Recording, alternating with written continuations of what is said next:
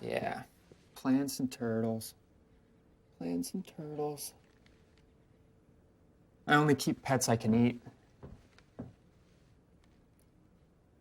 Should you see Behind the Mask, The Rise of Leslie Vernon?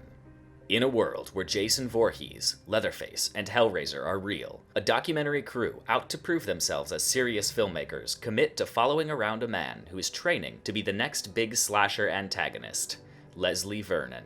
This micro-budget mockumentary slasher movie delivers a lot of earnest laughs, homages, and spookiness to compete with the best the genre has to offer. The narrative has a preponderance to rush itself, and several Titanic logic gaps may throw some people off. But it makes up for it by being legitimately clever and charming.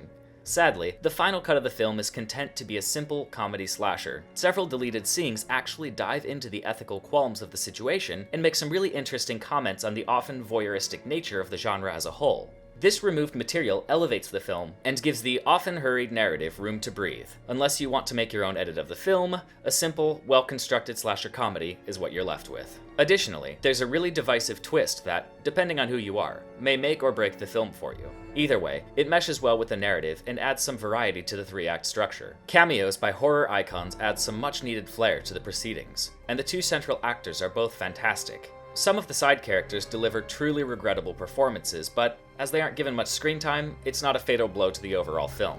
Violence and gore, as is common with slashers, is certainly present, but comes off as fairly restrained in comparison to the genre it lampoons. The soundtrack leaves no impression whatsoever, which is a shame, as a nice synthy 80s theme might have really boosted the niche kitsch factor already present, but not having it is no major loss. Overall, The Rise of Leslie Vernon is, oddly enough, really charming. The cast and crew are clearly having a blast, and the resulting film exudes the kind of rough charisma that may not have survived if the budget were considerably larger. Unfortunately, the film just didn't find its target audience as planned, and the second film they were hoping to crowdfund never got off the ground. It's a real shame too. These are great characters, and I for one would love to see more from them.